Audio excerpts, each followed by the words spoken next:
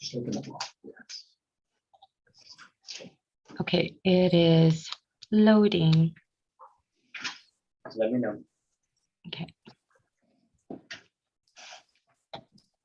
Okay. All right, we're ready.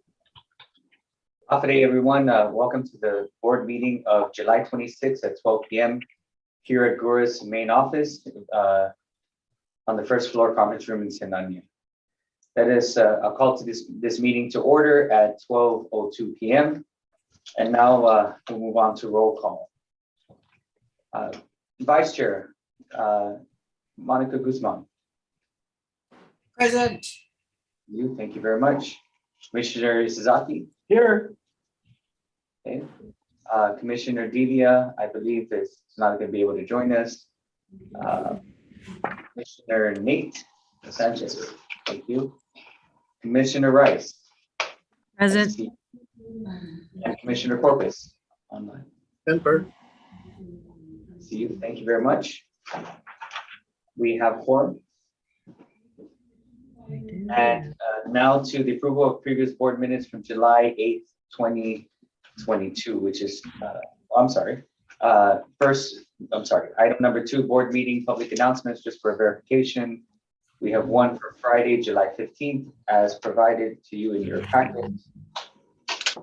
And the other one is July 24th, as provided to you in your packet, which meets the notification deadline, right?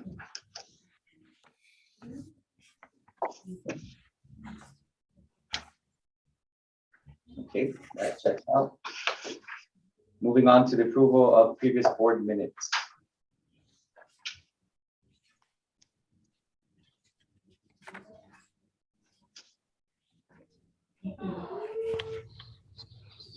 The ones I've noted thus far are on page 5 of 12.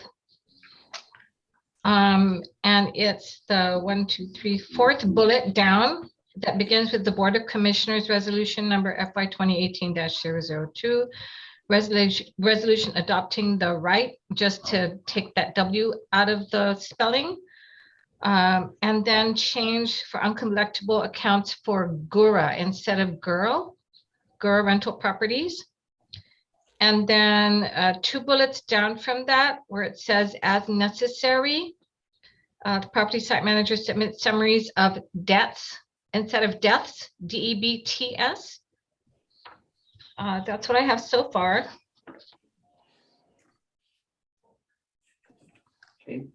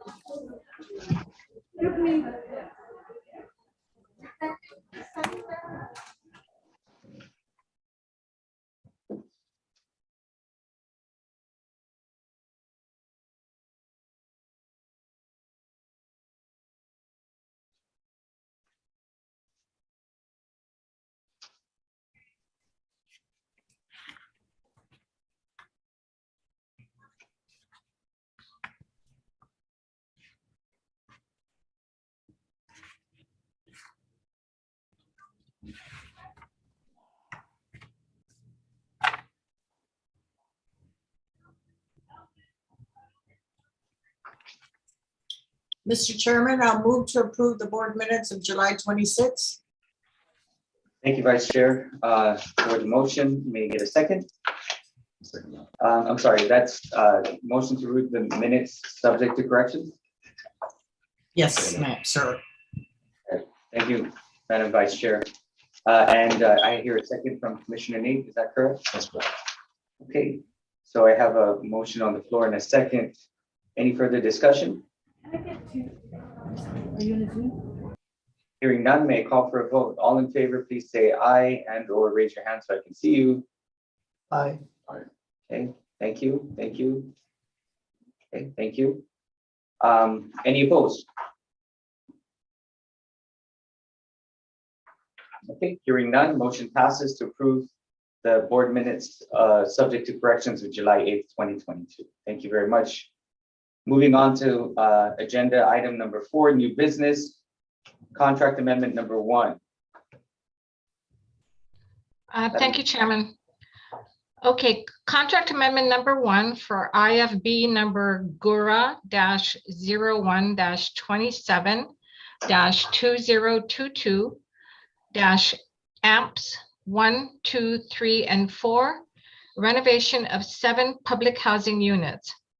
OH Construction has an ongoing contract to renovate 7 public housing units at AMP 1 in Assen, AMP 2 in Inarajan, AMP 3 in Mauricio, and AMP 4 in Agate sites. During the pre-construction meeting, the AE staff with OH Construction personnel conducted a site visit at unit number 132 North Doyle Street in Malesso.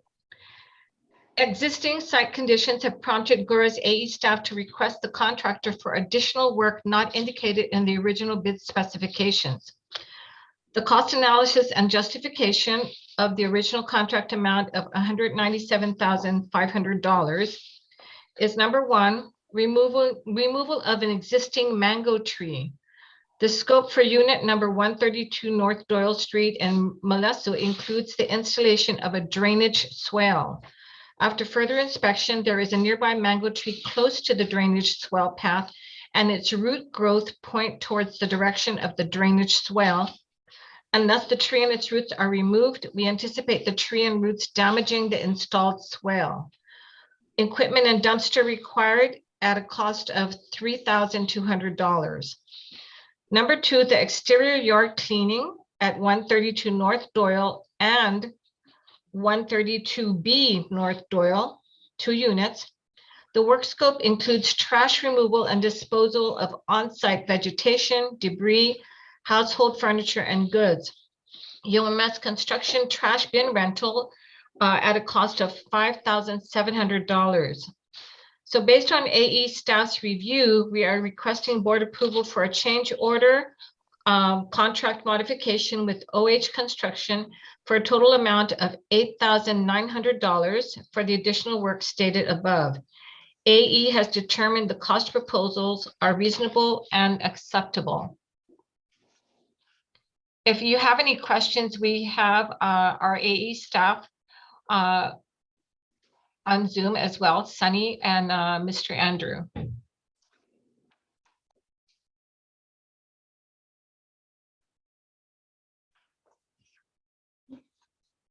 Mr. Sunny, nobody wants a big mango tree? Kind of mango.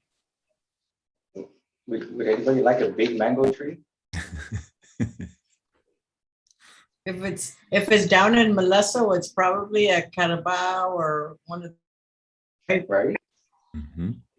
How big is the tree, Sunny? It's a little, I would say about 10 to 12 feet. Andrew, is that correct? So the trees, the height of it is about 30 feet high. Oh, it's a little The larger. branches Okay. is about like 20 feet in diameter. And the trunk of the trees is about 24 inches in diameter.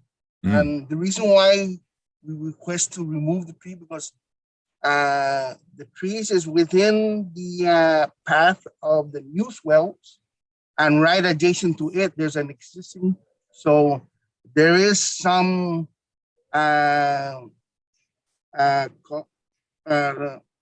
damaging of the existing swell, and if we don't remove it, it's going to damage the existing swell, and the path of the new swell will be damaged.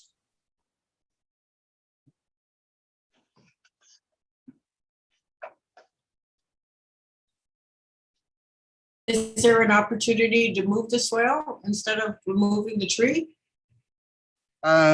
We can reroute the new swell, but there is, because there's an existing swell, adjacent to the tree, that it will end up damaging that that's concrete slope. So we kind of highly recommend to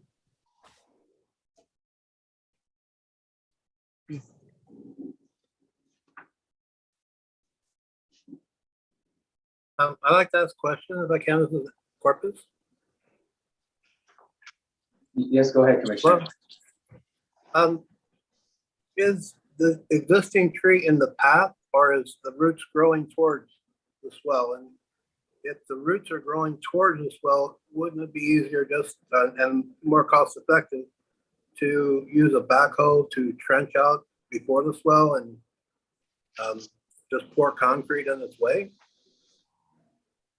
Oh, well, because there's that tree, there's already evidence of some crack on the existing slope. No, it kind of changed the elevation of it, of the existing swell. That will be the cost.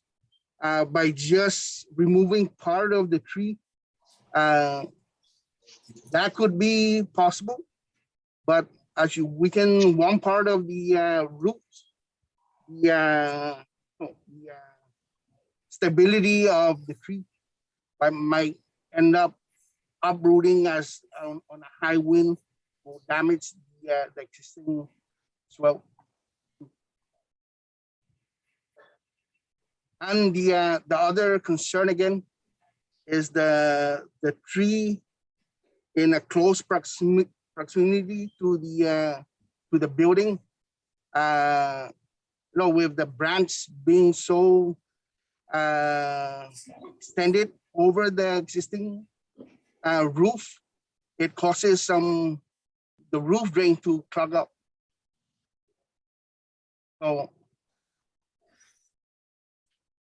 So the request is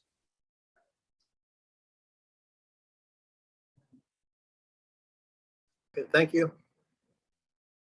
Has and not to make your jobs harder, but I think you're just hearing the sentiment that if we can save the tree, I think it's worth having a discussion about with a tree that big, right? Because it does take some time to get to that point. But one question I had, because I haven't seen the location, but if we're going to spend this amount, all right, for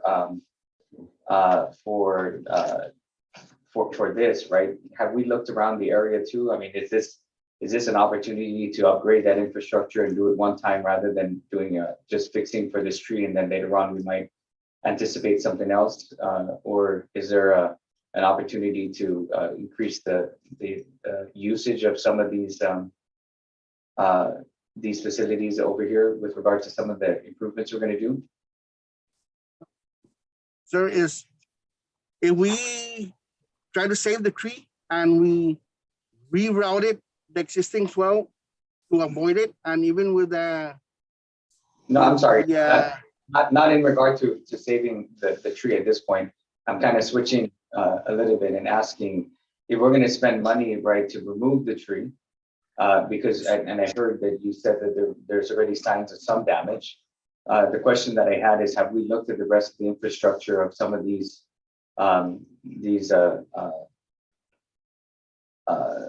what are we trying to do? We're trying to look at swell, right? Have we looked at some of the surrounding areas, and is this an opportunity for us to go in and upgrade the surrounding areas even more if we're going to go do something like this? Because if we're going to bring in heavy equipment to remove this tree, then obviously we're going to expose some other infrastructure. So is this an opportunity for us to do better for the area now rather than just taking care of this tree? And then later on, there may be some other things. Have we done some of that inspection to kind of just take a look at this opportunity to improve the area? Some other words, Mr. Chair. Yes, we did. The additional work will be grading and rerouting it, and it's going to cost much more than what the change order is. It's going to cost maybe an additional approximately like another 4,000 above.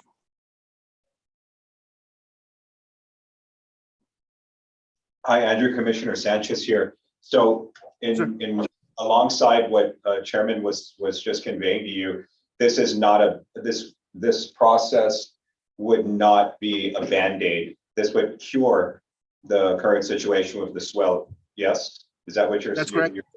Okay. So were you, aside from potential elemental damage that we can be experiencing in the future, do you foresee this being a long-term cure for the current problem by removing this tree, et cetera? Yes, Okay. yes, it will. Okay. Thank you, Andrew. I really appreciate your input. And Sunny, thank you as well. You're welcome, Commissioner. Oh, FYI, excuse me. By any chance, would you folks happen to have a picture of this tree or no? We Just do have curious. pictures. Okay. If possible, it's not necessary at the moment. We do took some side pictures from the debris to the trees and trees. Thank you, Andrew.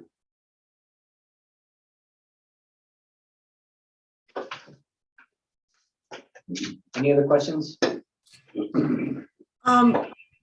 I think the Director Napoli and Sunny knows I'm a tree lover. And so it hasn't been torn down yet, right?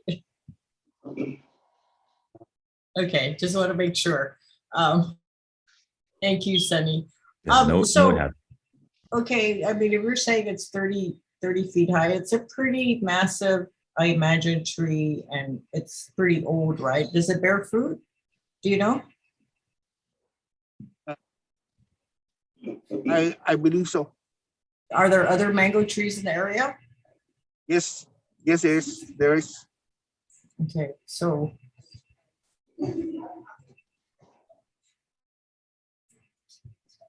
It's just the drainage soil, right?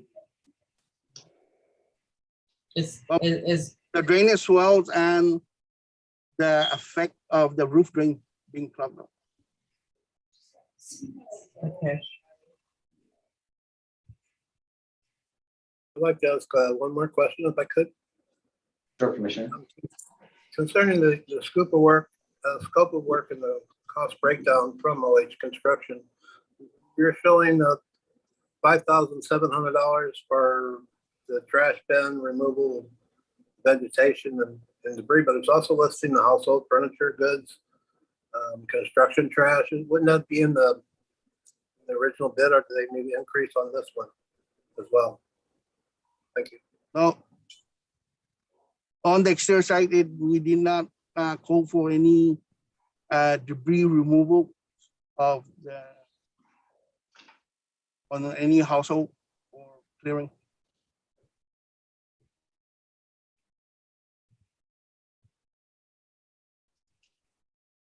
It's not part of the bid.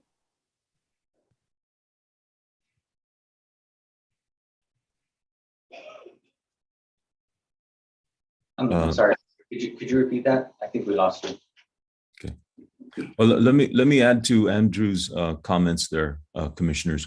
What happened was when the inspection was done upon these houses located in Doyle Street, is that correct, Yes, Andrew? Doyle Street? Yes. Yeah, there was actually a lot more debris and trash that was originally anticipated. The furniture and removal were, I think, from the tenants, right, Andrew? Yes, it is. Yeah. From the previous tenants that had abandoned the unit. Right. And so this change order for the additional waste disposal are for furnitures and other debris that the former tenants have left behind.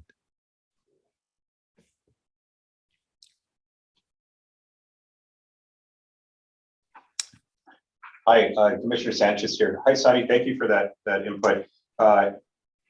What's the time frame we're looking at? Assuming this gets approved, how long would OH need to complete this project? I'd say 2 weeks. Andrew, what do you think? Yes, about 2 weeks. Because completion says June 30, right? Right.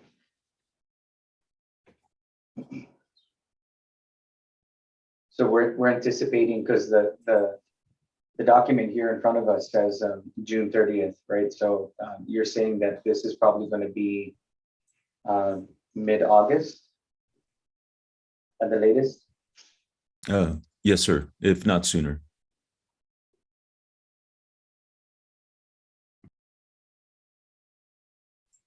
Might I, so it's a pretty huge tree, and I know that we have a lot of carvers on island and artists, so in the event that this is approved, I would like for you guys to contact our carvers so that they can make use of the wood. I know mango is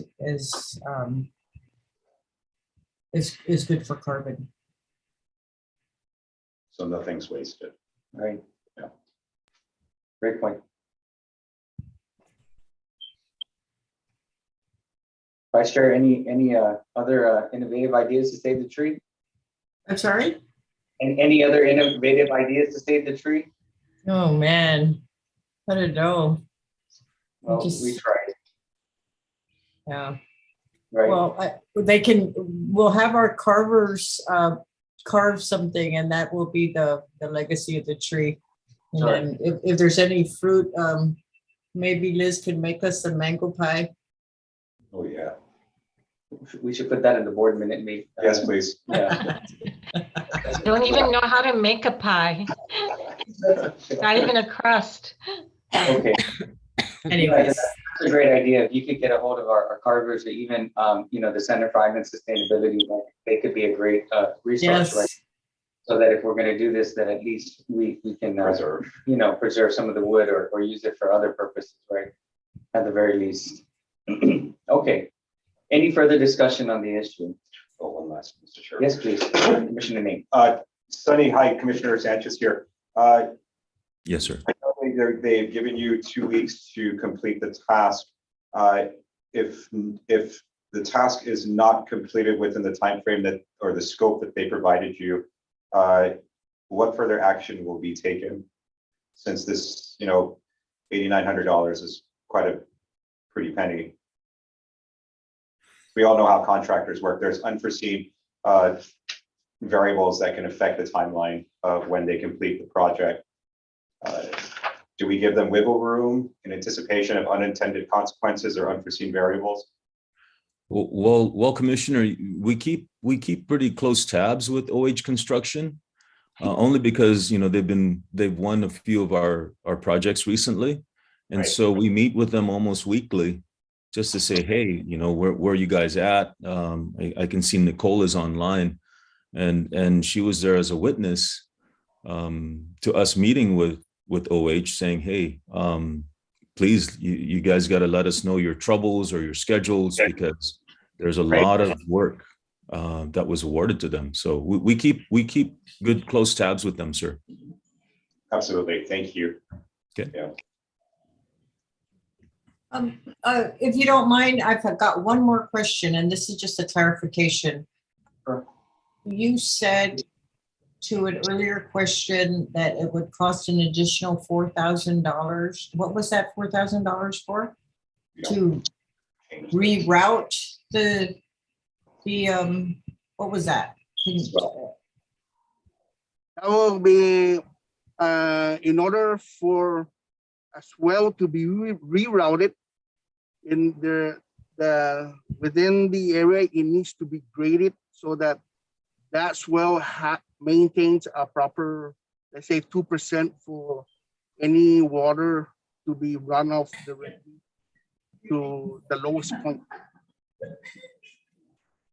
It's grading it and an additional concrete work to be done.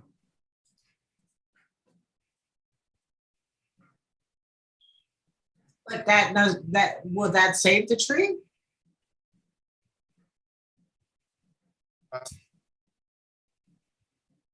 Yes.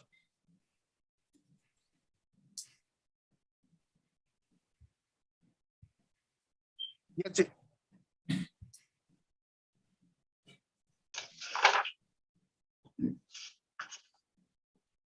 I'm sorry, Andrew. I think we lost the last part of what you said.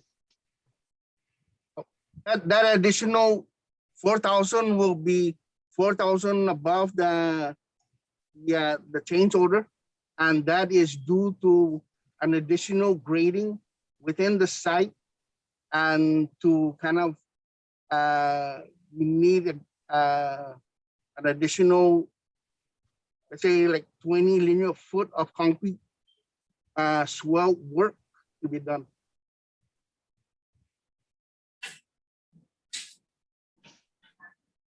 I guess I want to jump in with a question because Andrew, I'm looking at, Go ahead, Commissioner. Andrew, looking at the scope of work on the removal, and disposal is $3,500. So if you save the tree, you're only going to add $800 more if you're going to redo the swale. So there's for our vice chair. If you want to save the tree, we can spend another $800 and redo the swale and leave the tree alone. What do you think?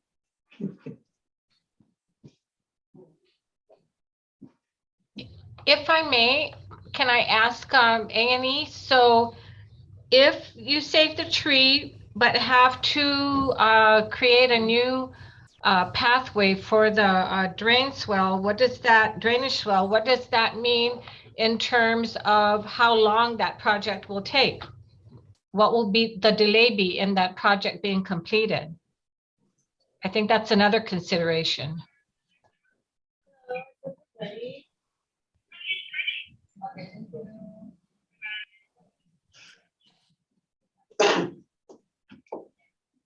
We'd have to get back to you on that, Madam Director. I don't know if Andrew has an answer for that, though.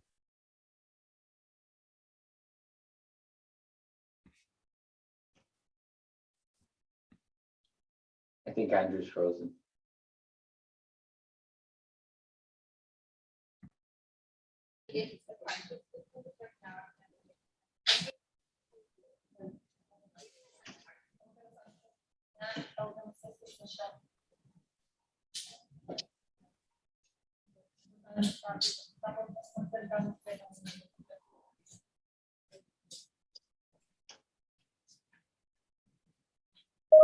Andrew, are you there?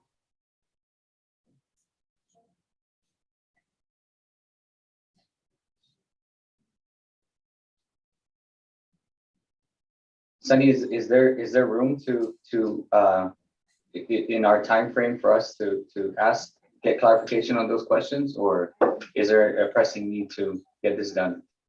I think we can make the room there. I think we can have room, Commissioner, Mr. Chair. Okay. Can I get not a vote, but a consensus for the body? How would you like to proceed? Mr. Chair, I'd like to recommend to the board that before we approve, that we get specified answers to our questions in regards to Madam Director's question, which I believe is very important as far as the time frame. If we adjust this current proposal, as far as how much it would cost to save the tree, in addition to time frame, if we went a second option, but still maintaining OH Construction as the facilitator. Okay.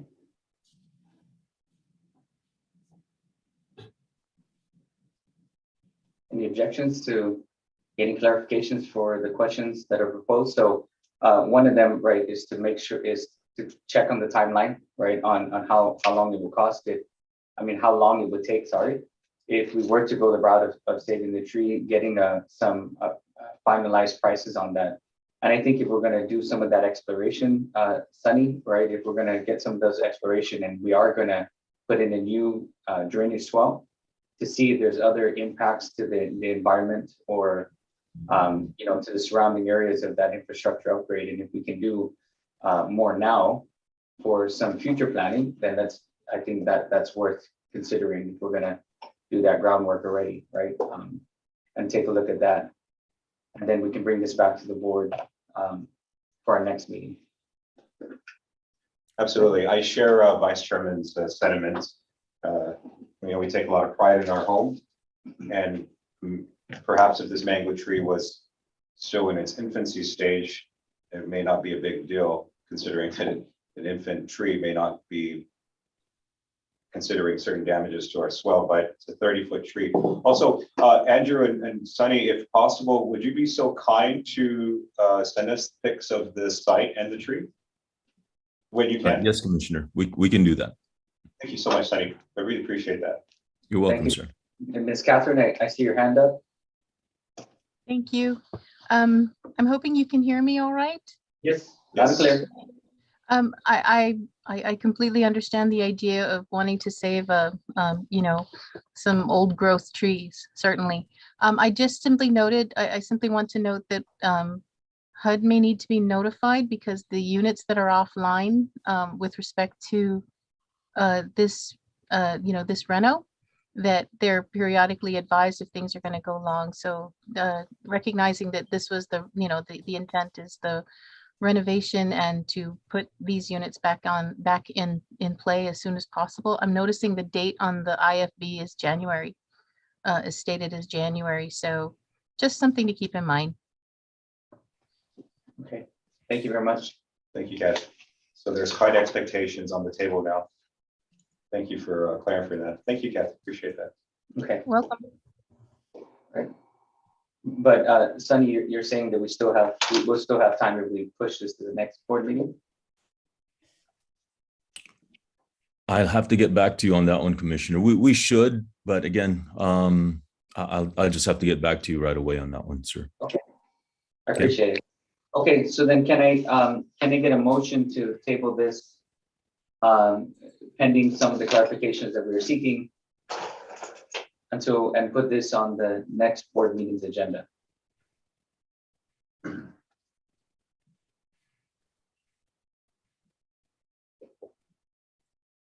Chairman, I have a motion to table this issue until Okay. our next board meeting.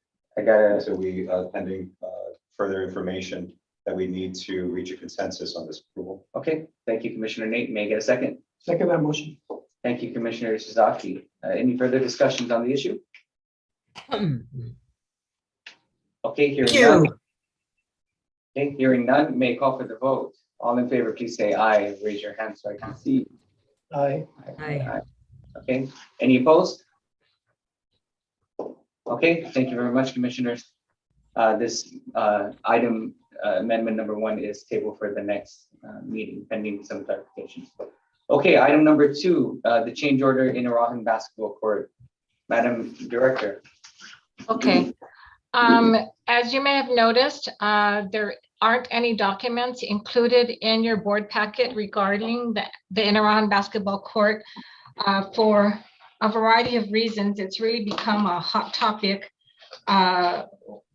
with the media, for which we did submit an answer, but there are issues we're trying to resolve with the contractor. I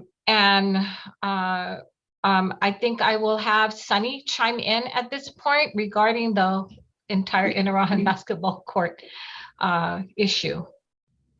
Okay, thank you, Madam Director. We just as an update, we did meet with JJ Global. Mr. Bustamante and his staff was brought in. Was it June 30th? And the director, chairman, and a few other staff members met with JJ Global to discuss project progress.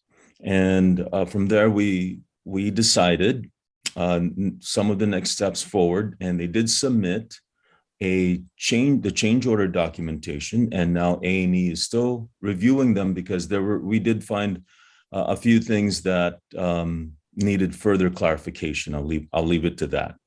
And so that's where we're at right now. I would say come next board meeting, we should have the final proposal, the final proposed change order agreed to between GHURA and JJ Global. And that's it.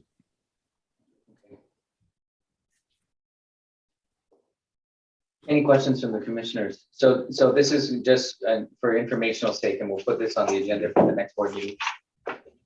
Yes, please. Okay. In the interim, does any of the commissioners have any questions on this issue?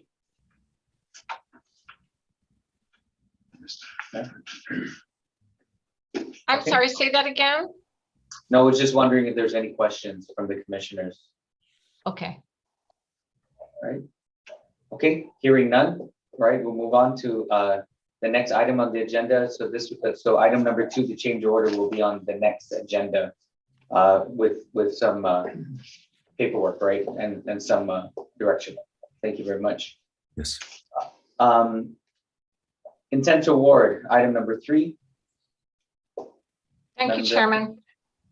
The intent of award for RFP number GHURA-COCC-022-001 Legal Counsel Services.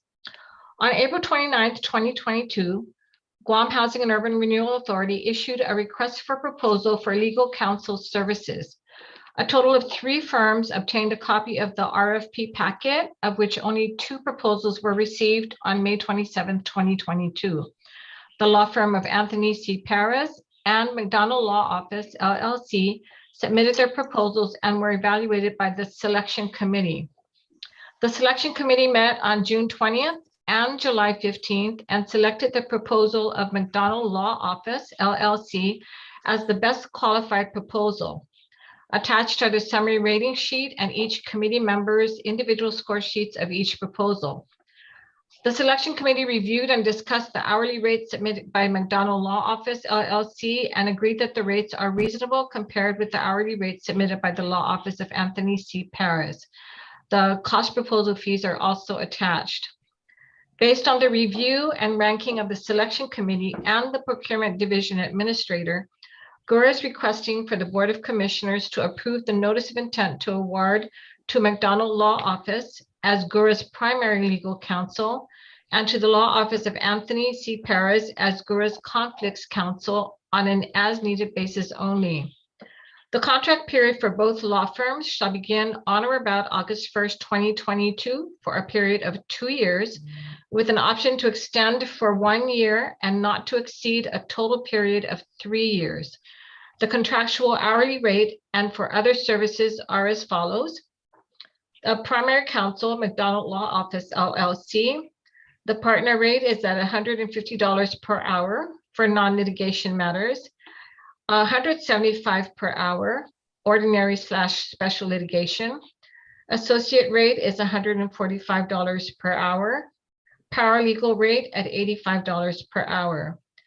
Reimbursable copy costs, free up to 200 pages. Over 200 pages, costs are subject to prior written approval from GHURA at the rate proposed and negotiated. For the conflicts counsel, the Law Office of Anthony C. Perez, there is a partner rate of $200 per hour. The attachments as indicated were the selection committee summary rating sheet, the selection committee members score sheet, McDonald Law Office proposal fee, and the Law Office of Anthony C. Perez proposal fee. And if you have any questions or concerns, we do have Greta from our procurement on our Zoom meeting as well to answer those questions. Okay. Thank you very much. Commissioners, do you have any questions?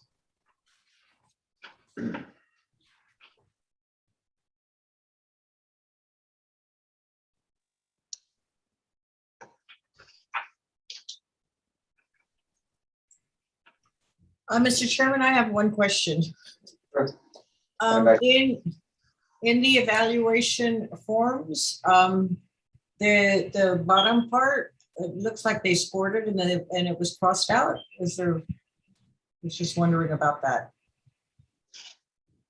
Hi, Commissioner. Yeah, Yeah, so if you can notice on each of the scoring sheets, actually the initial scoring was crossed out and then retabulated. And this was attributable to actually the July 15 meeting. Upon review of the score sheets, right, I noticed that there was a misconception with the committee that they gave the full rating for the preference points, which pertain to Section 3 program. And they were under the impression that in order for the proposals to be responsive, each proposal had to have met all the criteria. But in this case, that wasn't the case. And so with Section 3, actually, it's a program that requires HUD assisted programs to the greatest extent possible to provide training, employment, or contracting opportunities to public housing residents, Section 8 residents, and low to very low income populations. And the program is gender and race neutral, as opposed to women or minority owned businesses. And so there's 7 different categories that each proposal can receive in addition to the total points for meeting the criteria of the proposal or the RFP. And with each proposal we received, it was deemed that none of the offers, well, actually, the law office of Anthony Perez, they didn't claim any preference points, and with McDonald Law Office, there wasn't any evidence to support that they met any of the preference categories to apply for Section 3 preference.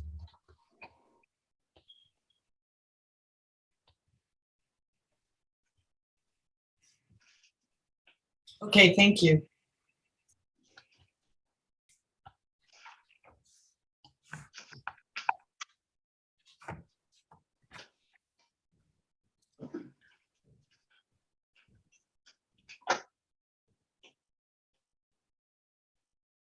Any further questions, commissioners?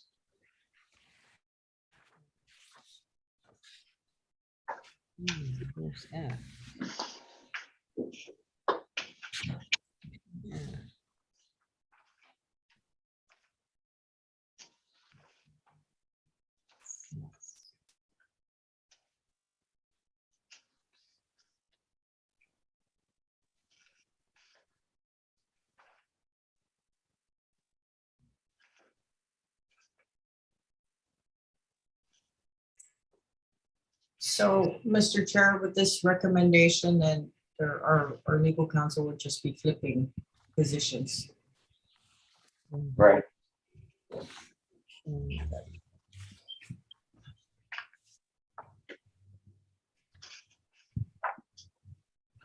Okay.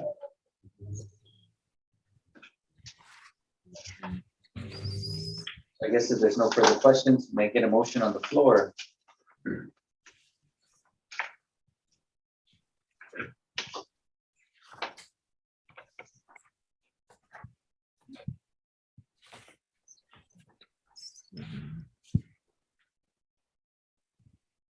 Caucus Council and Primary Council. Only from McDonald.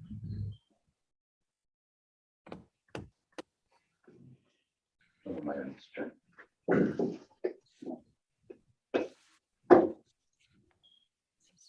Did I hear a motion to approve?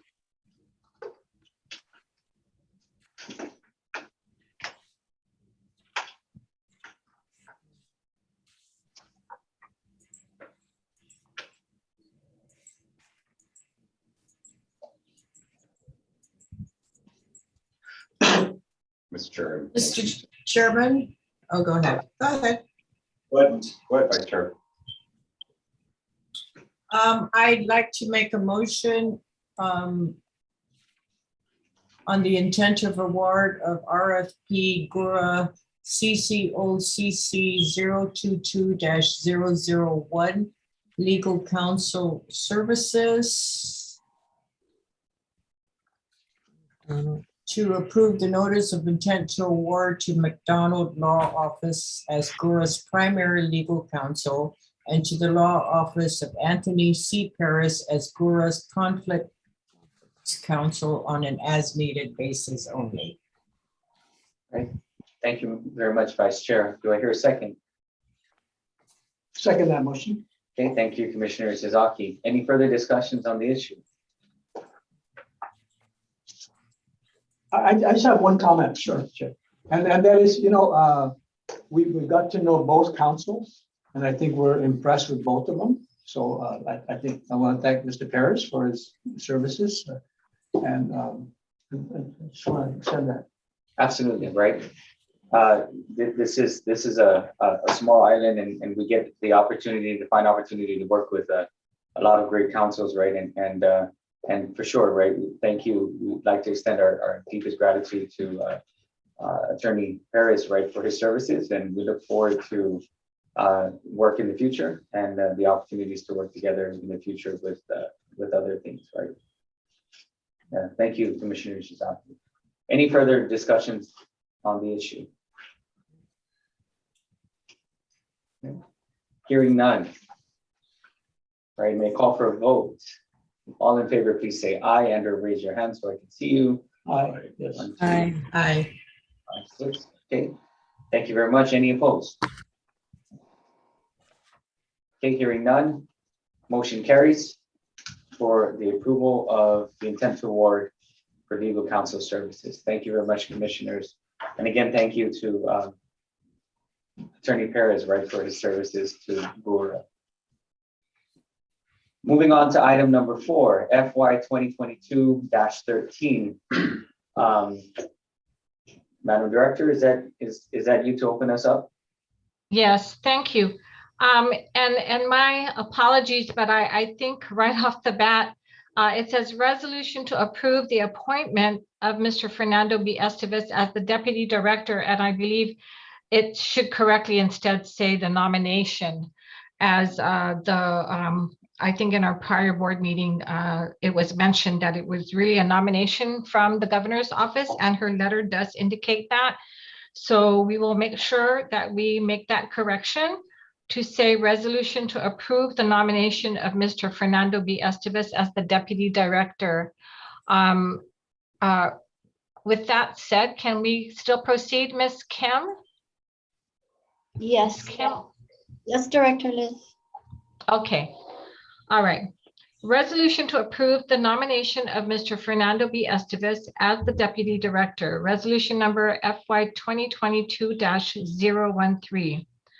Whereas pursuant to Section 5104, Title 12 of the Guam Code Annotated, the Board of Commissioners of the Guam Housing and Urban Renewal Authority, GHURA, is given the right and responsibility to govern and control the operations of the authority and to establish policies for its day-to-day operations and generally to undertake its responsibilities as supreme authority for the agency. And whereas the GHURA Board of Commissioners is empowered to employ a Deputy Director who shall serve at the pleasure of the board, and whereas the Deputy Director will be compensated at E-SG3-8C, $92,496 per annum, or $44.47 per hour. Whereas funding for this position is available under COCC funds, and now therefore be it resolved, the Board of Commissioners hereby appoints Mr. Fernando B. Estevez to the position of Deputy Director to be effective Monday, August 1st, 2022. And there was a copy of the nomination from the governor's office, as well as, no, I think that was it. If you have any questions, we do have Ms. Kim on Zoom as well to answer any questions regarding the Deputy Director's nomination. Thank you, Director Liz, right, and yeah, just for the record, right, this is a nomination by the governor and pursuant to Section 5104, Title 12, it's the board that makes the final appointment, right? Mm-hmm. Thank you very much. Ms. Kim, would you like to speak on behalf of Mr. Estevez? I know he's out on orders. Yes, thank you, Mr. Chair and Director Liz. As the director mentioned, you have a resolution before you with respect to the appointment of Mr. Estevez as our deputy director. I am in contact with him. He's still off island. He looks forward to returning to the island soon. He's on military duty. He has shared and conveyed with me he's looking forward to working with the GHURA team and carrying on Mr. Tapasya, our late director's legacy, and working with Ms. Liz and the staff. And so what you have before you is our recommendation for his slotting at step 8C. It was based on two factors. One is, of course, the HR factor of years of experience, the years of executive level and management experience, as well as the factor number 2 factor of the financial side, which encompasses the budget, all the other aspects of us trying to recruit for 3 more critical positions in the COCC. So therefore, in consultation with our acting controller, we feel that this recommendation to the board is conservative yet fair.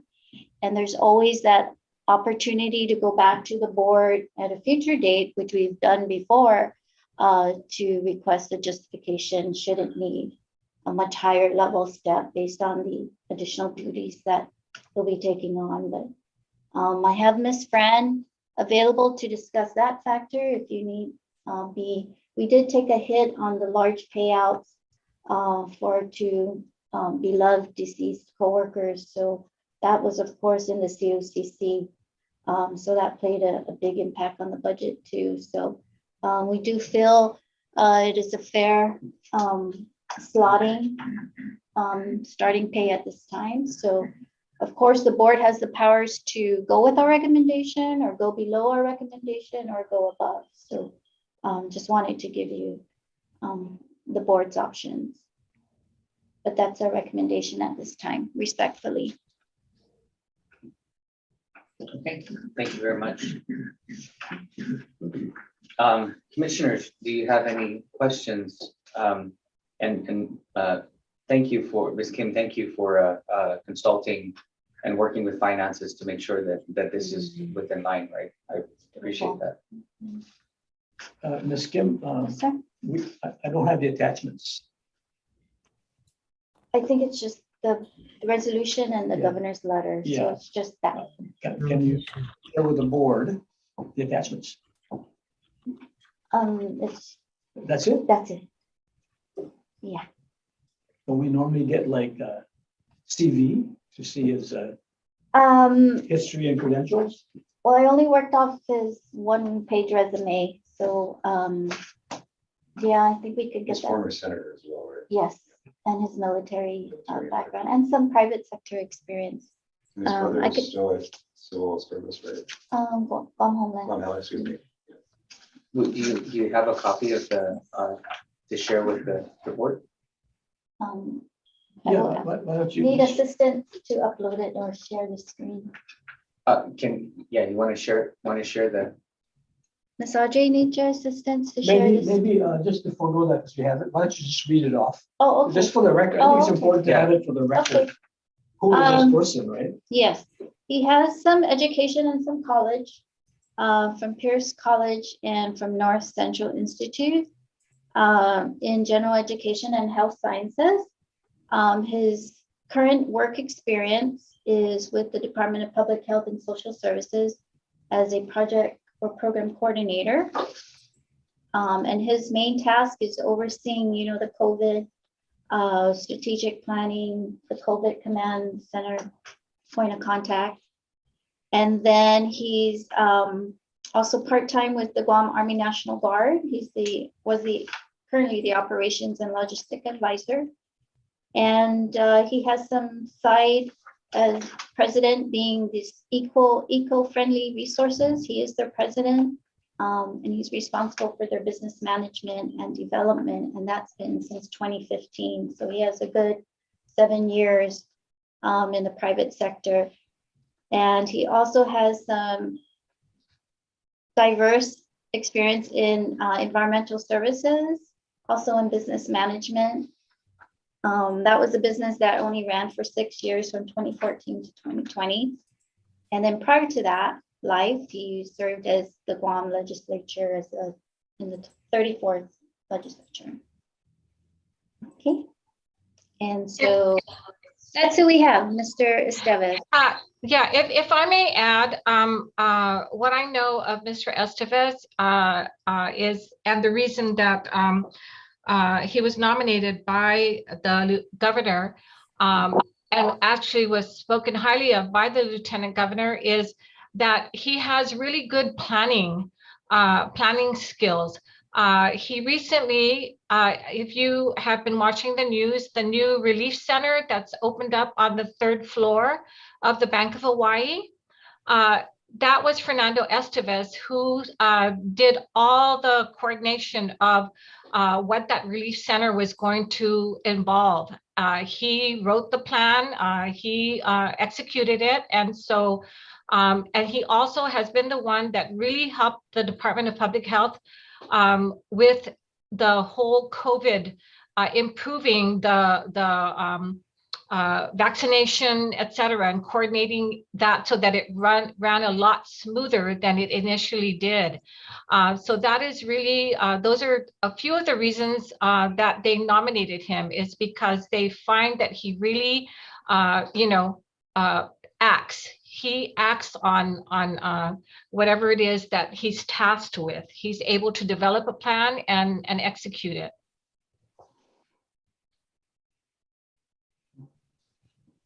Thank you, Madam Director.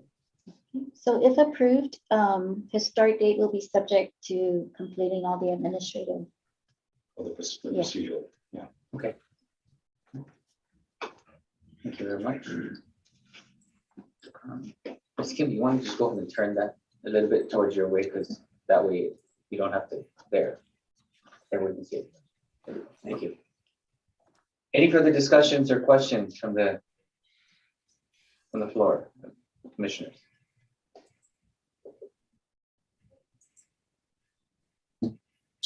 Oh, when will he be, Kim, thank you for that. When will he be returning from his military duties? I'm not sure if you said it. If you can reiterate Yes. if you did. I understand a couple more weeks. Right. So, about mid-August. Yeah. Yeah. Yeah, we'll coordinate so that there's a smooth transition when he departs public health or Guam Homeland Security into GHURA. Thank you, Ms. Kim.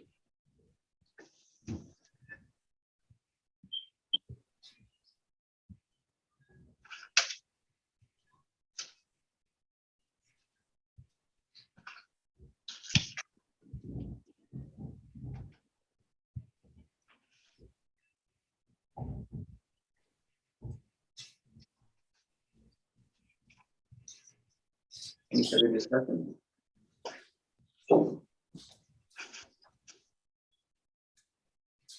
Okay. If there's no further discussions, may I get a motion on the floor? Mr. Chairman, I'd like to make a motion to Okay.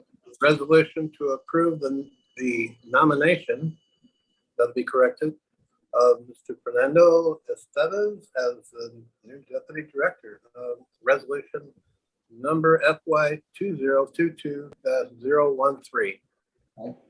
Thank you, Commissioner Corpus, for the motion. May I get a second? I second that. All right. Thank you, Commissioner Nate, for the second. Call for discussion. Any further discussion on the issue? No, we look forward to meeting the Deputy Director. Absolutely. I think it's worth putting out there, right, that, to express gratitude to the Governor and Lieutenant Governor, Governor Liu and Lieutenant Governor Josh for the fine nomination.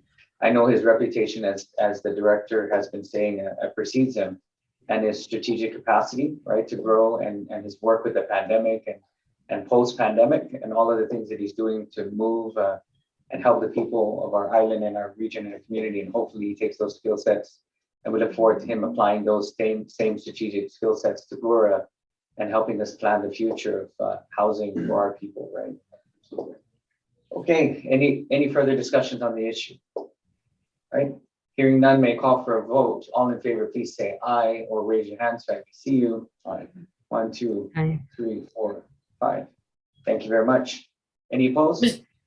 Mr. Chairman, If I may, I'd just like to express to Audrey our sincere appreciation for her filling in as a deputy during this time. Audrey, thank you very much. Yes, absolutely, right? It was my Thank you. pleasure, ma'am. Thank you. Okay.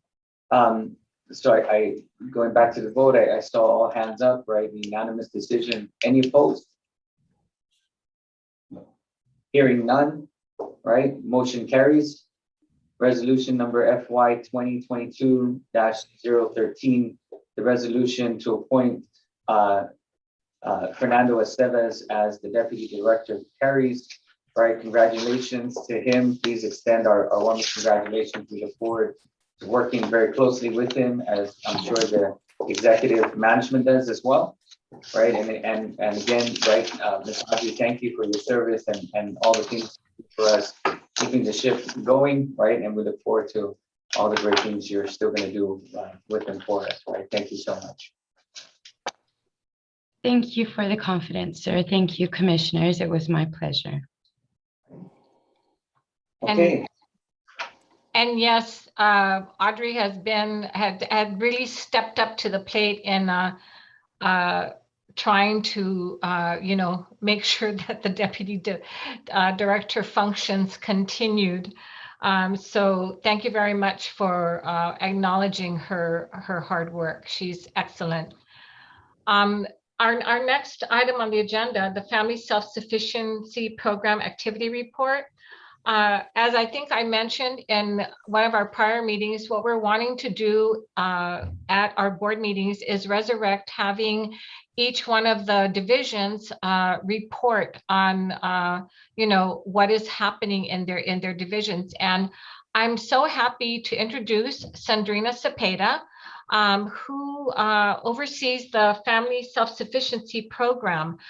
They have done an excellent job with our clients who want to, advance and really improve their lives so that they are out of having to get the housing subsidies from GHURA and become really very self-sufficient on their own. So with no further ado, Ms. Sandrina will talk about the Family Self-Sufficiency Program. Thank you very much. Half a day, everybody. Just a little addition to Miss Liz's introduction. The program, one of our goals is to help our families with education, either obtaining GEDs, high school diplomas, or furthering their education, receiving college degrees, etc., so that when they get into the workforce and they begin their careers, they're better able to become self-sufficient for themselves and for their families. We work with a variety of both, government and private, to help ease our families into job training, education, financial literacy, all in the efforts to, as they work towards their final goals, in an effort to help them achieve those final goals. One of the big selling points of our program is our escrow savings program. And the way that works is, as the family increases their earnings, their rental will go up slightly based on what the earning is, and that amount is matched and put into an escrow savings account for them. And at the end of the program is a 5-year program. After the end of the 5 years, if they're successful in achieving their goals, then those escrow monies are released to them. Some of the escrows that we've paid out have been in excess of $30,000. Some families use them for down payments for homes. Some families have used them to purchase a vehicle that they have needed to help their families get to and from work. At this point, for this reporting period, I've gathered stats from January through June. At this point, we have 138 active families participating in the program. Since the beginning of the program, we have a total of about 93 who have successfully completed the program. We have families from both Section 8 and public housing. Right now, about 40% of our families are earning escrow. During this period, we're going to report 4 graduates, 3 of whom have received escrow payouts. We have a recent graduate. She wanted to be here today. Unfortunately, she wasn't able to make it, but she recently graduated in June. Her escrow payout was a little over $18,000, and she plans to use that for a down payment for a home. We're looking into assisting her through the Section 8 homeownership program. And with that program, if she's still eligible for Section 8 assistance, then our share, GHURA's share of her rental will go towards her mortgage instead. So that's something that we're not quite there yet. She's scheduled to meet with our housing counselors probably around August, and she'll work towards that end through purchasing her home.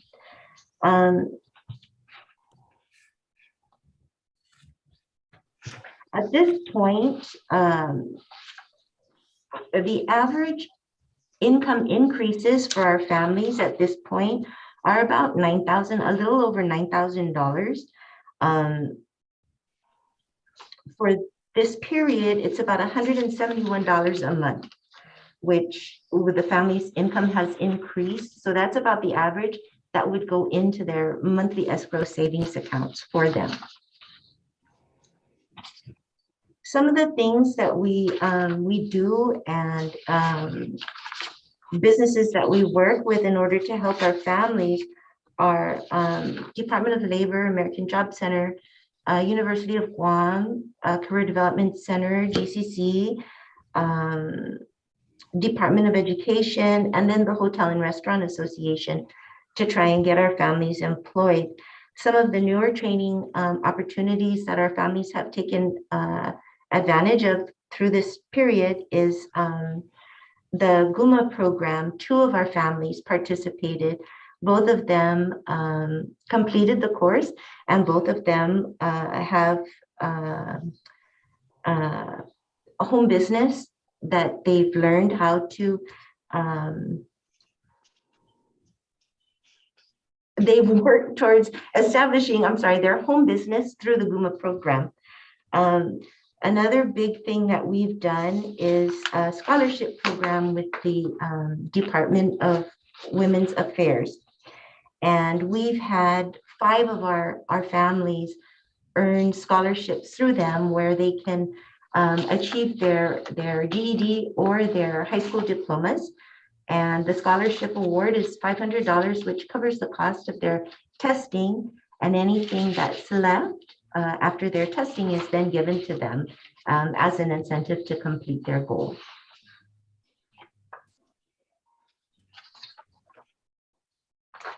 I think that looks like that's about it. Thank you very much, Ms. Sandrina. You're very welcome. Commissioners, any questions? Oh, Alicia. What questions do you have?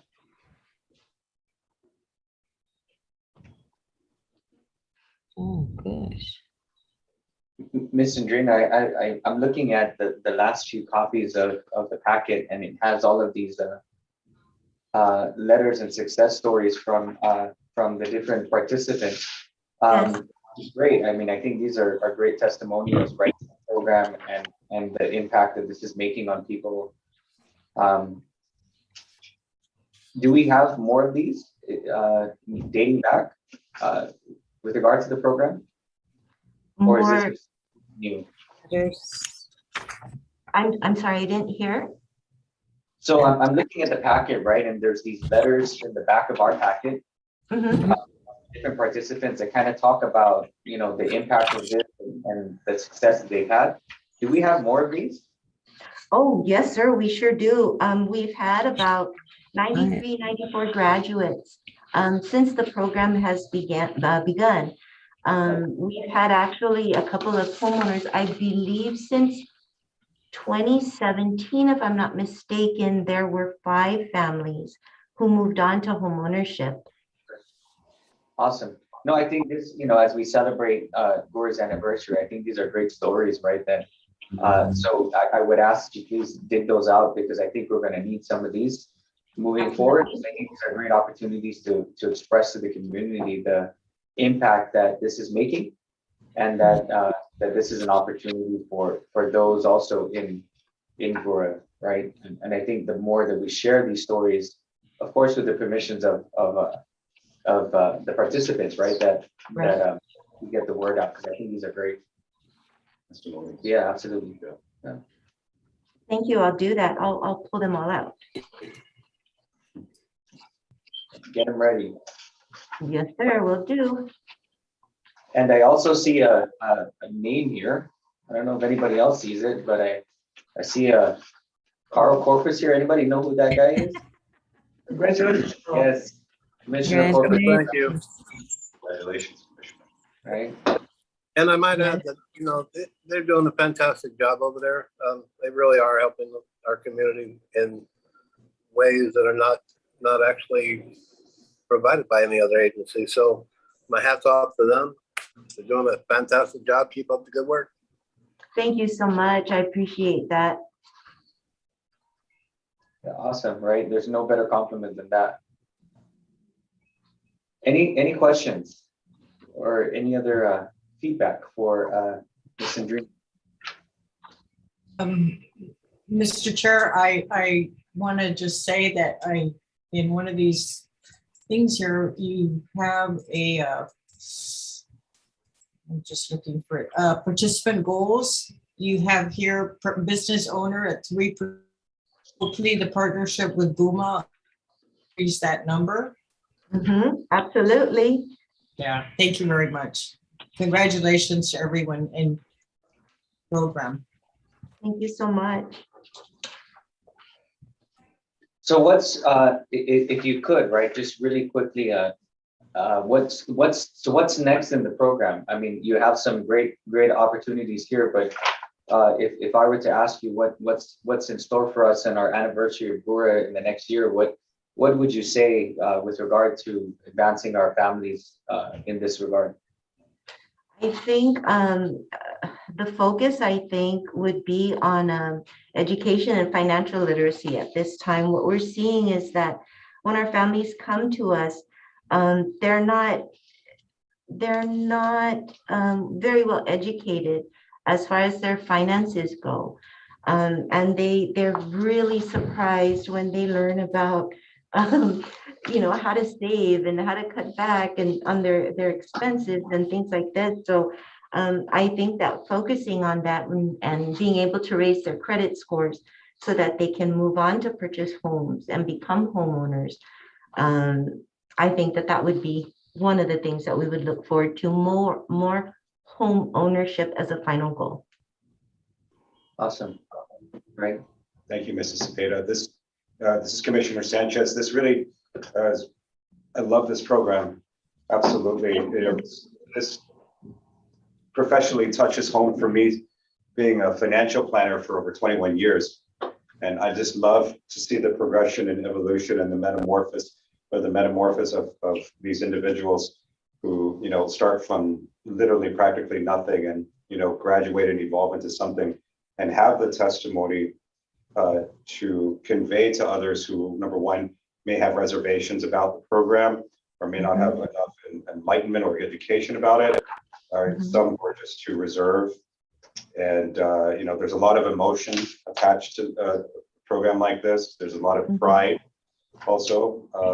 So we're glad that you've been successful in facilitating an environment for people to participate in these programs. And I'm proud to also say that our own commissioner is a product of this program, and it's a beautiful Thank you so much. Right. I was gonna say, I think we know some financial planners on the board, right, that could provide some opportunities, so, yeah, right. Also, just off topic, Ms. Beta, are you on island? I am. Okay, only because it's 2:35 where you're at. That's our virtual, what is it, the background? Yeah. That's right. Just ask here. I'm like, it's 2:35 somewhere. Yeah. Somewhere. Somewhere in the world. I see on the chat, it says from Kat that GHURA is HUD's approved housing counseling agency for Guam. Could you clarify that a little bit, Ms. Kat? And just explain what that means? Yes. Hi, San. Your program really Hi. does do a fantastic job. Thank you. Housing counseling is a direction that HUD has moved towards to strengthen to strengthen and help stabilize the homeowners they create through many of their programs, not just the programs that we run here, but they have established a whole new section called housing counseling. And as a result, in order to be able to participate in some of our HUD programs, we had to, as a jurisdiction, become approved housing counselors, certified housing counselors. So earlier this year, or is it last year? I think it's last year. We sent, over the course of months, we have been sending folks through the process of training for housing counseling to become certified housing counselors through HUD. They take on various aspects of the counseling requirement. And we have three certified counselors. And as a result, we were able to apply for approval to be HUD's certified housing counseling agency. Currently, Guam only has one. It's just GHURA. So we have been offering those services mostly, because we've been small, it's been baby steps, and we don't have specifically much to do yet, except we've been taking care of referrals and from outside, but we've also been taking care of our home program. Home program applications are one that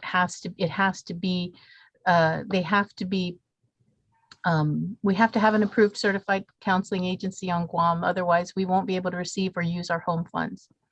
So we met that requirement.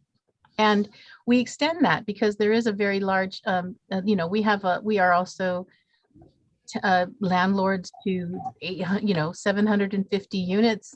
So now we have the opportunity to do tenant counseling. So in Sandrina's program, we are supporting them to also go through the testing to become a certified counselor so that they can provide tenant-based counseling, more specific to the clients that they serve more closely.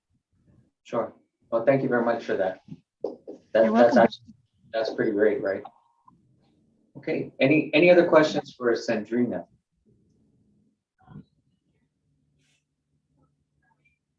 No. Okay. Well, thank you very much, Ms. Sandrina. I know that the expectation is high. Commissioner Shizaki always wants to be impressed, and I'm hearing nothing from him, so I'm assuming that right. Thank you so much. Thank you so much. All the work that they're doing, right, and keep up the good work. Will do. Thank you. All right, moving on. Executive Director's report. We're going to round off with you, Madam Director. Yes, thank you. And as you can see with our housing counseling certified staff, who are Francesca Gatus, Wayne Chargaloff, and Alicia Uggan, and then having Sandrina and the excellent job they're doing with the Family Self-Sufficiency Program, you can see why the late director was always bragging that he had the best staff in all the GovGuam agencies. So yes, thank you very much to everybody. Okay, for my executive director's report, the first thing I do want to talk about is that the 2022 Governor's Summer Youth Employment Program is wrapping up this Friday, July 29th is their final day. And we have had 10 summer interns from the public schools, ages 14 to 17, at our main office at AMPS 1, 2, 3, and 4. And they've done an excellent job while they've been here. And we would like to send them off, with a summer blast this Friday at 11:30 here at the office. Please, Board of Commissioners, you are all welcome to join us as we provide certificates to them for their participation in this summer youth employment program. Then another thing that has happened since our last meeting on July 8th was the GHURA employees were encouraged to participate in the Government of Guam's EQ webinar, which was a practice of emotional wellness. It was during the week of July 11th through July 15th. And I believe many of our employees did participate. I will get a final number in time for our next meeting, but I was very happy that they participated because, with everything that we've been going through pandemic-wise and the loss of employees, it was really something I felt was very much needed for their emotional well-being. And then I did mention at the last meeting that all divisions were to be submitting a dashboard per se of required reporting timelines due the first week of July. And they did submit them, and they're being reviewed for consolidation. And when we have a consolidated a dashboard, we will share that with all of you. HUD officials planning a Guam visit to attend the August 10th ribbon cutting of Section 108, the I-Learn Charter School, have also decided that they wanted to have some technical trainings and meetings with staff.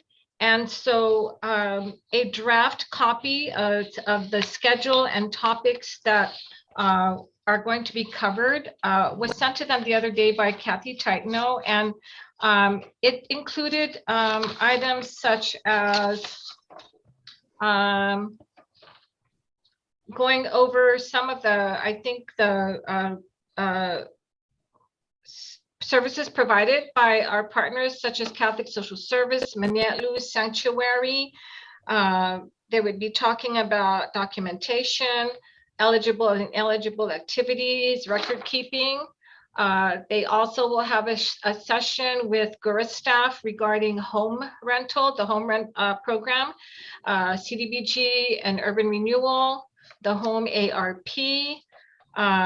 They will also be meeting with the fiscal staff, to the new RP&E fiscal staff, and also addressing key HUD concerns, decision-making and reasoning, what to do when regulations and published guidance are vague or do not explicitly address a situation. And of course, achieving CDBG timeliness and preparing for the next 5-year consolidated plan. And meetings with myself and the board chair, pending confirmation of the time with them. So those are items that are a draft that were sent to them on topics to be included in meetings with them. We will let you know when it's finalized.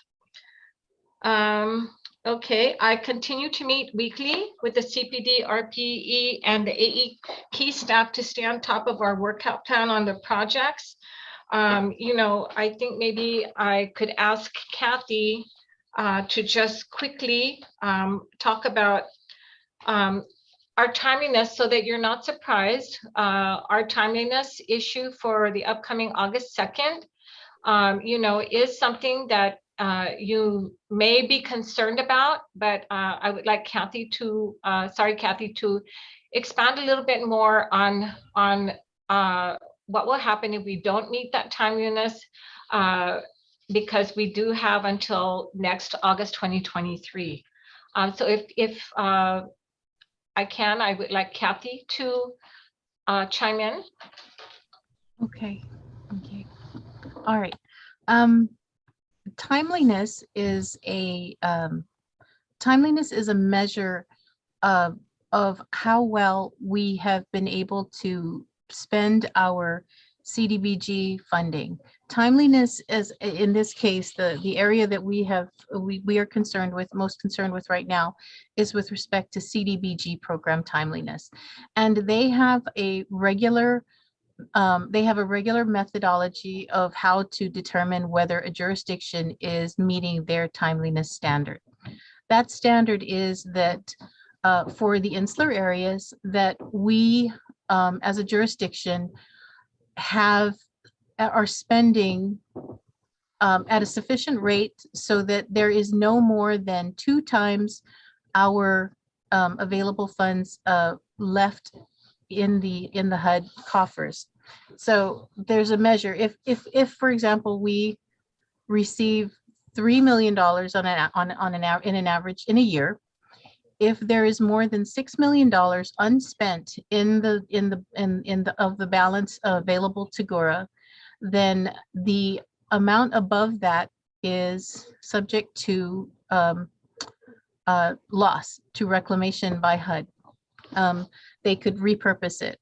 Now we are now that 2.0, that 2 times measure, is taken every August, and we will miss that measure. We are not at 2 times our measure. We are near 3 times our measure. And the process for HUD to address the issue of untimeliness is to notify the jurisdiction. So notify Guam, which they will do sometime after August or later in the month perhaps, and require us to create a workout plan. And that workout plan is in order for us to work with them to keep track of how we plan to bring that number down below that ceiling of 2.0. So the meetings that we've been having with the director have been with the CD, the A&E division, and my RP&E and CD division to work on how we would be able to, how we can address any issues that are impeding our ability to expend our funding in a more timely manner. And we are meeting with A&E because that's where most of our spend comes from. The largest amount of money we have under CDBG goes towards brick and mortar builds or acquisitions. So what happens with HUD is that once they send us a letter, they mark that as the first time you are untimely. And you can create a workout plan with your local field office. So that will be done. That is actually being done, and I'll explain that part a little in just right after this one. And that is the next measure, next August. If we are still untimely, then there would be a required meeting with HUD CPD in DC, the DC office, to basically plead our case as to why it is that after another year we were not able to bring our timeliness measure down to the requirement. We're hoping not to. The workout plan is our effort to try and make it under, to cut down and go below that 2.0 requirement. But if we don't, then we get a second opportunity to do so by talking to HUD directly. And when I say we, I don't mean GHURA, just GHURA. Guam is the recipient, the government of Guam is the recipient of HUD funds, and therefore that discussion would be with officials representing the government of Guam, which will include GHURA. So it would be that team who would have to argue what were the factors that further impeded Guam's ability to expend their CDBG funds. Now, the reason we already have a workout plan is because we actually did not meet timeliness in the past. In this run since COVID, we missed it. We missed our our 2021 expenditure deadline. We missed 2020, we missed 2021. But HUD recognized that COVID has impacted many jurisdictions and their ability to expend their funds. So they reset the clock for some of us. And they did so not just for Guam, but in basically they put out a directive on how they were going to treat the COVID process, the COVID timelines when we missed timeliness. And therefore, 2022 is honestly being considered the first measure of untimeliness. So we've had a lot of experience over the last few years trying to figure out how to get these funds expended.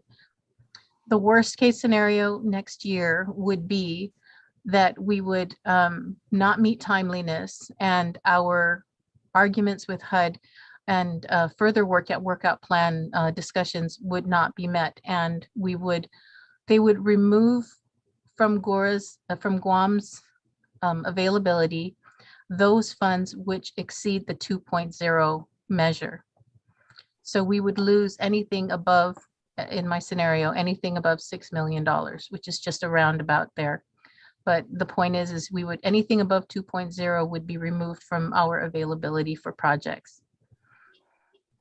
We are trying very hard with A&E. A&E is working very hard to try and meet these requirements, because we plan our projects and we fund our projects based on the funding that we know we have received from HUD. And we continue to move forward with those plans in anticipation and expectation that we're going to be able to make this right. Thank you so much for that, Kathy. I believe she and Sunny would both agree that really having these weekly meetings, they are weekly meetings, is helping us to really do our best to draw down those funds so that we do meet the timeliness by next August 2023. We just kind of wanted to give you a heads up that we are not going to meet it for this August, but what really will matter is meeting it by August 2023. The good news is that a couple of the issues and concerns that were brought up during your board training with HUD about a month ago, two of those issues had to do with the program year 2020 consolidated annual performance and evaluation report that was not submitted, has been submitted to HUD. So that is a concern that's already been addressed. The second issue that was a big one was the home program corrective actions for those failed projects with the Sagan Bonita and the Ta'i 7 lots, for which we had to find non-federal funds to repay back into the home program. That has also been addressed, and the letter that had to come from the governor was just sent to Mark Chandler today. So those are two items that have been resolved, and a lot of it really has been, again, working with A&E, RP&E, CPD to make sure that we're really following steps we need to take to make sure that we do a better job and improve on our timeliness expenditures.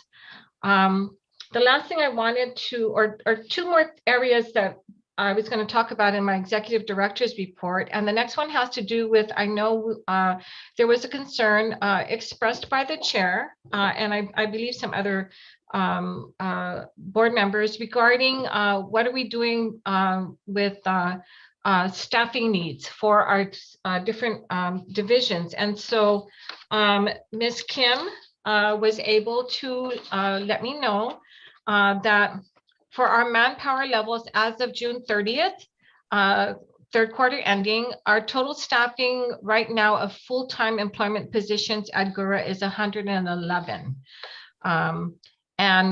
Technically 113 full-time employments will show on our website and Guam legislature posting, because there are still a couple that are out processing. Now, with respect to recruitment, what we're doing with the classified positions is a job announcement is it's a current posting, is out for our controller. It opened on July 15th, 2022 and closes on August 5th, 2022. There's an interview for the fiscal position of Accountant 3. It's tentatively scheduled for August 2nd, 2022. Ready for interview, awaiting questions from division managers, will be scheduled for the engineer 3 position for A&E and a computer systems analyst for the MIS department. We also have an HR position vacancy. Job announcement closed on July 15th. They just need to rate the applications, and to avoid conflict of interest, HR may ask DOA to rate those applications. With regard to temporary positions, we have a clerk 1 position for public housing AMP3 with interviews scheduled for this Thursday, the 28th. AMP3 has 3 candidates that were referred. And then we also have maintenance worker positions for AMPS 1 and AMPS 2 for the candidates that were interviewed on July 14th. Both candidates, unfortunately, were not recommended. So there will be new prospective candidates that will be submitted for HR's evaluation and review before interviewing.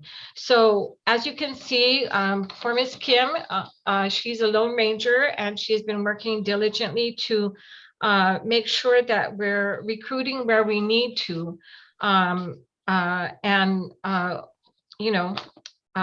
We will continue to ask our division managers to let us know when they really need those extra bodies to help with their operations. And lastly, Commissioner Ishizaki had a question regarding the write-off of the tenant accounts receivables. And I think you wanted a breakdown of the write-offs per AMP and the number of units, and also some pre-pandemic history before the 2022. So I believe Audrey is going to share the screen so you can all see the breakdown.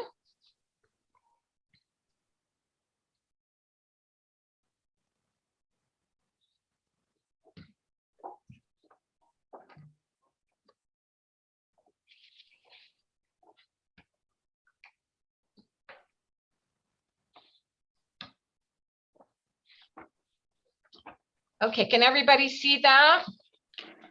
Okay, so we do show that AMP1 has 158 units. And remember that that's how public housing that is in Mongmong, Asan, Agani Heights, Sinahanya.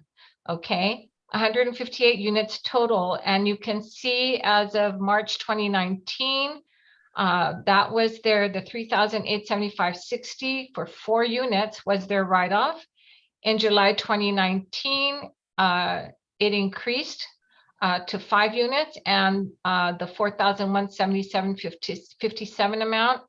September 2019, again, it increased. August 2020, it increased in units, but the amount decreased. June 2021, the amount decreased and the number of units that had to have a write-off also decreased. July 2022, I'm sorry, we didn't have, it was in your packet, but I will let you know that the 10,298.25 had 8 units that were involved in that total. And then as you see in AMP2, there's 163 units, and AMP2 is the Jonya, Talifofo, and Inalahan areas. AMP3 has 195 units, and AMP3 is Agat, Umatic, and Malesso. And then AMP4 has 234 units. AMP4 is the Toto Gardens and the Dededo public housing units. And then Guma Tranquilidad is the 49 units. But the breakdowns are there. And, the main reasons for the write-offs, okay, were, for example, in AMP1, out of the total number of units for like July 2022, the 8, 4 had to do with utilities disconnections, 3 had to do with abandonment, and 1 just couldn't afford the rent. So I know it seems to be the same with the other amps, is where non-compliance, AMP 2 has 8 units for that $7,210.98 for the July 2022 write-off. 5 of those were non-compliance lease violations. 3 voluntarily moved out because they were served terminations, and they just decided, okay, we're going to have to move. AMP 3 had 15 units for that $11,946.26. 9 of those were for non-compliance within 24 hours, where they had to be in compliance if they weren't able to. 3 were abandonments, 1 was a utilities disconnection, and 1 was a serious lease violation. With AMP 4, there were 16 units for that $24,512.96 total. 8 of those were for utilities disconnections, 4 were terminations, and 3 voluntarily moved out. With the terminations, they are given appeal. They can appeal their terminations, but many of these don't submit requests to appeal. And so if there is no request to appeal, there's no grievance hearing, and so they end up having to move out. Utilities disconnections are very serious violations because of health and safety concerns with HUD. So that's the breakdown. I hope it gives you an idea of what has transpired since pre-pandemic and post-pandemic. Well, we're still in the pandemic, actually. Do you have any questions?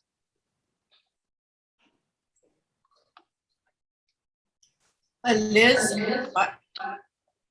I do. I'm just curious, maybe, for another time, if you can just give us what this, the total per amp, what the percentage, what that number represents as far as a percentage of for that amp. Percentage per unit or percentage per amp. Accounts receivables? No, like for example, your amp 158 units, the total is 500,000. Uncollectible is 15. So it's just a percentage. So percentage of uncollectibles from the total accounts receivables. Okay. Right. And then how does this align nationally? Just curious.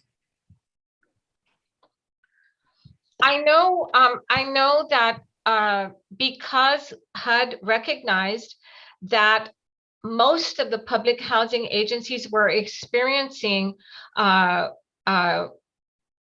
challenges with the tenants' accounts receivables. Seriously, they dipped during the pandemic. They allowed for there's a score that has to be taken into consideration that the tenants account with the tenants accounts receivables, and so they decided, okay, we're not going to count your score for the years 2020 and 2021. So they recognize that it's not just a Guam problem, it really is a nationwide problem because of the pandemic. So the score that the tenants accounts receivables would impact has been I guess forgiven. They're not going to count it against the public housing agencies for those years. Does that answer your question? Okay.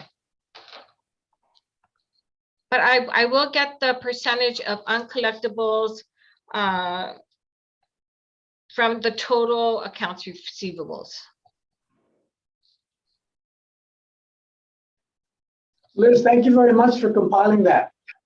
It gives us. No problem. Thank you very much to my staff, Audrey Uggan and Kathleen Teitingfung for digging up all that information.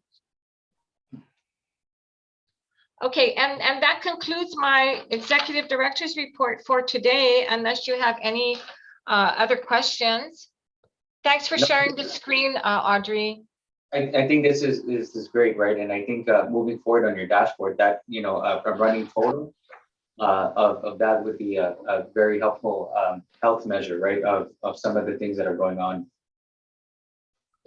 Sorry, I think I forgot one more thing. One of the things that I did discuss with the chairman was giving you a copy of the monthly financial report that has to be submitted to the governor's office as well as the legislature, and to have you take a look at that and see if there's really more information that you want other than that.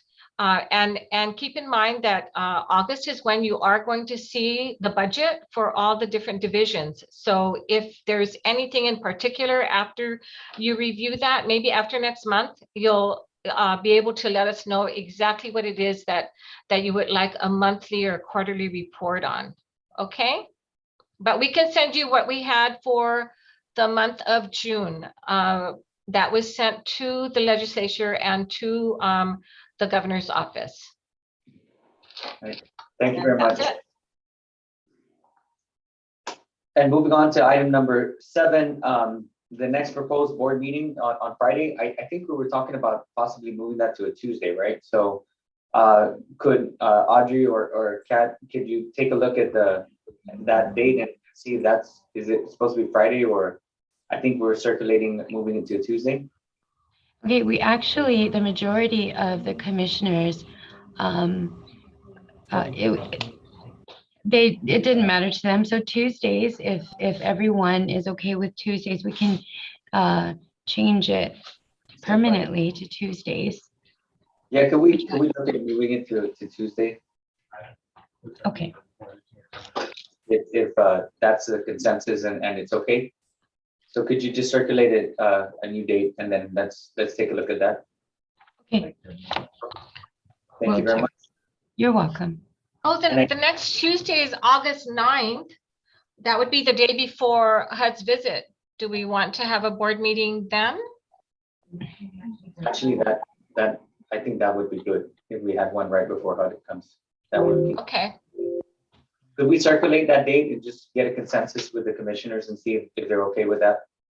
Okay, I know that when HUD arrives, they, Miss Kathy asked that I reserve the boardroom for the week. So maybe not that week. Can we do the Tuesday? I'm sorry, the 16th? Would that be, or the 2nd? Oh gosh, that's next week. What about Second's just next week? Yeah, the 16th. Is that okay? Mm.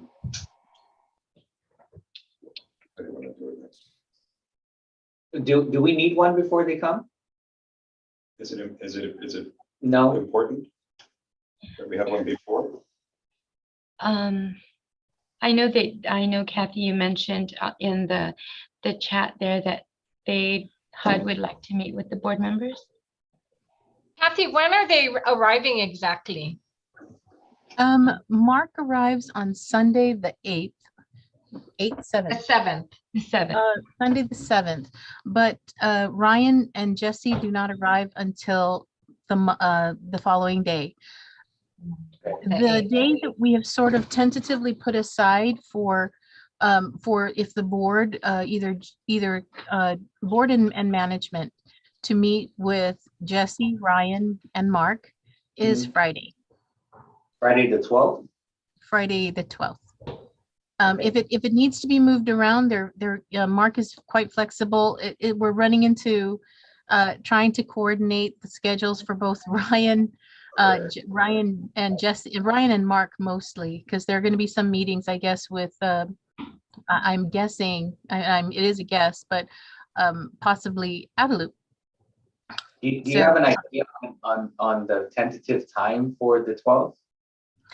Really, it's the 12th is open. That day is, the 12th is Friday. They don't, it would have to be the afternoon because they don't arrive Yeah. back from the CNMI until 10-ish. So anytime after 12, they seemed okay for meetings. It's not good for me because I'm traveling, but I'd like to put in a request for August 9th. 9. Any- 9. I'm taking my grandson back to California. Well, I mean, I think if we don't need a meeting, because we'll be meeting with HUD anyway, right? Not as a board meeting, but we'll be meeting with them on other issues for training and informational sake. So if we don't need a meeting, then maybe we just push it off to later in the end of the month for a board meeting, because we're going to be gathering for these HUD events anyway, right? Okay. Or unless we meet on the following Tuesday, August 16th.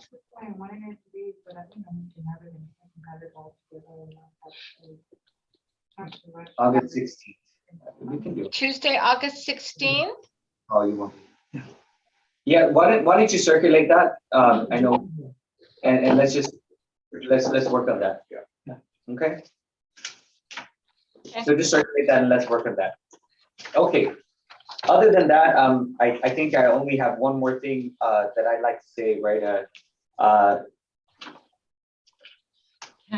We just laid to rest Lucille, right, our controller, and I think in her, in her memory, if we could just offer a moment of silence for her and her family.